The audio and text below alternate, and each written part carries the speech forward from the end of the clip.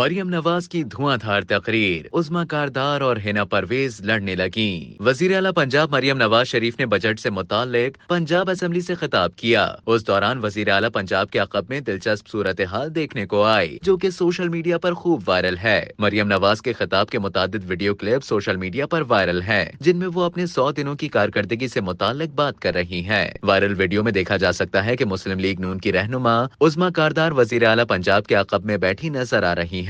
उसी दौरान मुस्लिम लीग नून की रहनुमा हिना परवेज आती है और अपनी साथी रहनुमा उस्मा कारदार से सीट से उठने का मुतालबा करती है, जिस पर उस्मा कारदार उन्हें इंतजार करने का कह रही है, जबकि हिना परवेज बड़ बज़िद है कि उन्हें उसी सीट पर बैठना है। इस मामले पर सीनियर वजीर मरियम औरंगजेब ने भी पीछे मुड़कर देखा, मगर खामोश रही। बादअज़ां उस्मा कारदार वहां से उठकर पिछली सीट पर जाकर बैठ गयी, जबकि हिना परवेज बट वजीर आला पंजाब के बिल्कुल पीछे सीट लेने में कामयाब नजर आ रही है।